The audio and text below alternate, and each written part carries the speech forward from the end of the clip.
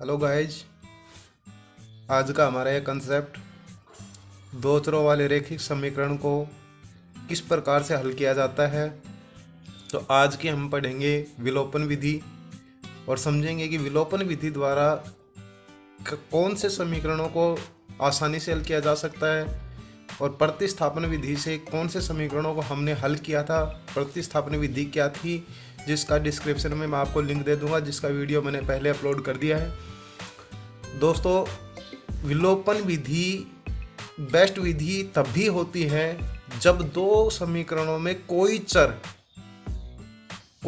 चर अगर या तो समान हो पहले से या किसी एक समीकरण में गुणा करने से समान आ जाए। दोस्तों यहाँ ध्यान से सुनना, या तो समीकरण में कोई चर समान हो दोनों समीकरणों में, तो ये विधि कारगर होती है। जैसे समीकरण नंबर 1 में देखिए, यहाँ स्पष्ट नजर आ रहा है कि 2y पहले समीकरण में भी है, 2y दूसरे समीकरण में भी है, या एक चर समान है, तो यहाँ बेस्ट विधि काम देगी, वो विलोपन विधि काम देगी दोस्तों।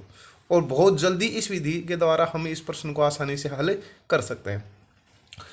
प्रतिस्थापन विधि तब काम देती है जब किसी चर के साथ सिर्फ कोई ऐसा चर हो जिसके साथ एक लगा हो, यानी कोई जैसे x अकेला हो सकता है या y अकेला हो सकता है, तो उसको प्रतिस्थापित करके दूसरे समीकरण में रख सकते हैं, जिसका हमने अध्ययन कर लिया, जिसका डिस्क्रिप्शन में आपको लिंक मिल जाएगा। तो दोस्तों, विलोपन विधि में विशेषता क्या है कि किन प्रश्नों को हम विलोपन विधि से हल करें। तो यहाँ हमारे पास जो ट्रिक मैंने बता दी कि कोई चर समान होना चाहिए, अगर समान नहीं है तो किसी एक समीकरण में गुणा करके उसको समान बनाया जाए, तब तक ये विधि कारगर है। जब दो को हम कर लेते हैं तो इससे बेहतर है वज्र गुणन विधि हम हल कर लें। तो जो नेक्स्ट टॉपिक आएगा वज्र गुणन विधि, उसको हम हल करेंगे, देखेंगे कि उसको किस प्रकार से हल करते हैं। समीकरण नंबर 2 में जहां 2x और 2x समीकरण नंबर 1 और 2 में बराबर हैं, तो ये विधि कारगर सिद्ध हो सकती है। दूसरी स्थिति में हम ये देखें, समीकरण नंबर 1 में जो y का मान है वो 5y है और समीकरण नंबर 2 में y का मान 1y है, तो हम समीकरण नंबर 2 को 5 से गुणा करके दोनों समीकरण में y जो चर पद है उसको हम बराबर कर सकते हैं और विलोपन कर सकते हैं। तो यहाँ हमें विलोपन विधि अध्ययन करनी है। तो देखिए दोनों प्रश्नों के माध्यम से हम इसको किस प्रकार से हल करते हैं। तो समीकरण नंबर जो 1 दिए, प्रश्न नंबर 1 दिया गया था, उसमें 2 समीकरण हमें दिए गए हैं।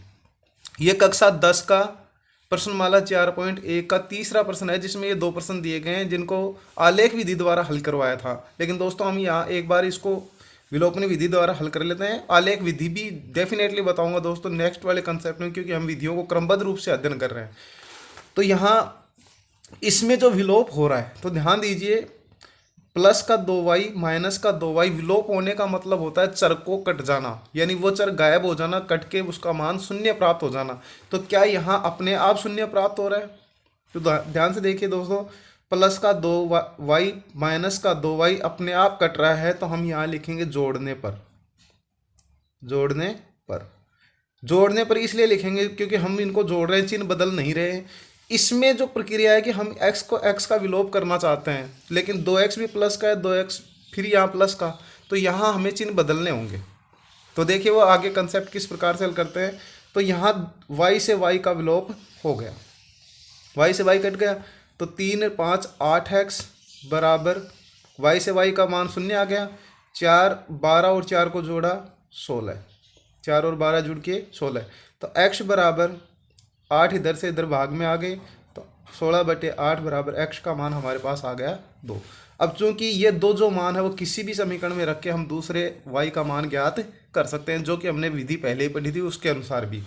तो चूंकि हम जानते हैं x का मान आ गया, अब हम करते हैं, चूंकि 3x + 2y बराबर 12 दिया हुआ समीकरण है, x का मान हमें ज्ञात हो गया 2, तो यहाँ लिख देंगे 3 × 2 + 2y बराबर 12, तो 3 दूनी 6, 6 इधर से इधर आ गए, या फिर लिख दीजिए 6 + 2y बराबर 12। स्टेप टू स्टेप करते जाएंगे, 6 इधर से इधर आ गया, तो 2y बराबर 12 - 6, तो 2y बराबर 6 और y का मान हमारे पास आ जाएगा 6/2 अर्थात 3। तो इस प्रकार से हम कह सकते हैं x बराबर तो 2 और y बराबर 3। आपका ये समीकरण का हल हो गया। इस प्रकार से हम विलोपन विधि द्वारा उन समीकरणों को हल कर सकते हैं जिनमें कोई एक चर या तो समान हो या समान एक समीकरण को गुणा करके समान बनाया जा सके। दूसरा जो क्वेश्चन है उसमें हम देखिए x से x का विलोप कर देंगे, किसी भी एक चर का विलोप करना है दोस्तों। तो यहाँ स्वतः ही चर जो है दोनों समीकरणों में x का जो चर है वो बराबर है दोनों में, तो दोनों में इसमें लेकिन चिन्ह अलग, दोनों में समान है, तो हम ये यहाँ पर लिखेंगे घटाने पर। घटाने पर अब पहले तो हमने लिखा था जोड़ने पर, यहाँ पर लिख रहे हैं घटाने पर। घटाने पर इसलिए क्योंकि हमने दोनों चिन्हों में से एक चिन्ह को जब तक विपरीत नहीं कर देंगे तब तक एक चर का विलोप नहीं होगा। तो घटाने, इसमें तो कट रहा था प्लस का 2 और माइनस का 2 शून्य, लेकिन यहाँ प्लस का 2 और प्लस का 2 4x हो जाएंगे, x का विलोप नहीं होगा।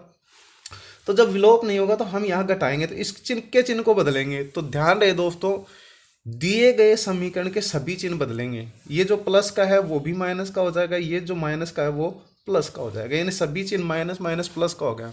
अब ध्यान दीजिए, x से x का विलोप हो गया, तो माइनस का 5 माइनस का 1, तो माइनस का 6y, माइनस का 6y। 4 प्लस 8 प्लस के 12 बराबर 0। एक का विलोप हो चुका है दोस्तों यहाँ x का, यहाँ पहले y का मान ज्ञात हो जाएगा, कोई दिक्कत नहीं। तो माइनस का 6y बराबर माइनस के 12, ये इधर से इधर आ गए, समीकरण पक्षांतर में चिन्ह बदल गए। अब नेक्स्ट ये y इधर माइनस से माइनस कट गया, तो 6 इधर से इधर जाएगा, तो y बराबर 12/6, अर्थात आपका आंसर आ गया 2। ये मान आपको ज्ञात हो गया y का। अब वही प्रोसीजर अपना के x का मान ज्ञात कर ले, क्योंकि 2x माइनस 5y प्लस 4 बराबर 0। तो यहाँ y का ज्ञात हुआ है, तो 2x माइनस 5 गुणा 2 प्लस 4 बराबर 0। तो 2x माइनस 10 प्लस 4 बराबर 0। स्टेप ये है, कुछ नहीं, 2 को 5 से गुणा किया 10 आ गए दोस्तों। माइनस के 10 प्लस के 4, तो हमारे पास आ गया 2x माइनस के 6 बराबर 0। 6 इधर से इधर आया, तो 2x बराबर 6 इधर से इधर आ गया, प्लस का हो गया, तो x बराबर 6/2। ये गुणा में होता है दोस्तों, तो 6/2 का मान आ गया 3। तो इसलिए हम कह सकते हैं x बराबर 3 और y बराबर 2। आपका ये आंसर आ गया। इस प्रकार से दोस्तों हम विलोपन विधि द्वारा भी किसी दो चरों वाले रेखिक समीकरण को हल कर सकते। तो दोस्तों आपकी ये विलोपन विधि कंप्लीट होती है। नेक्स्ट वाले कंसेप्ट में हम इसी टॉपिक का वज्र गुणन विधि द्वारा हल कैसे निकालते हैं और उन विधि को किस प्रकार से दोनों मान एक साथ निकलते हैं उस करेंगे। और सबसे महत्वपूर्ण बात यह है कि मे बी पॉसिबल कि कल दोनों वीडियो आपको एक साथ अपलोड कर दिए जाएंगे, कि ग्राफ विधि भी अगले वाले कंसेप्ट जो है वो कल तक कंप्लीट हो जाएंगे दोस्तों। तब तक के लिए धन्यवाद, जय हिंद। तो दोस्तों एक बात कहूँगा कि मेरे जो फिलहाल टॉपिक चल रहे हैं वो माध्यमिक शिक्षा बोर्ड राजस्थान की एग्ज़ाम के अकॉर्डिंग चल रहे हैं, और विश्वास दिलाता हूं कि एग्ज़ाम से बिफोर तक मैं पूरा का पूरा सिलेबस जो भी परीक्षा की दृष्टि से महत्वपूर्ण है, जितना भी पूरा सिलेबस है वो कंप्लीट यहाँ इस चैनल के माध्यम से करूँगा। तो दोस्तों इस चैनल को सब्सक्राइब कर लें, बेल आइकन बटन को प्रेस करके ऑल को सिलेक्ट कर लें, और वीडियो अगर अच्छा लगा हो तो एक लाइक और एक प्यारा सा कमेंट जरूर कर लें। धन्यवाद, जय हिंद।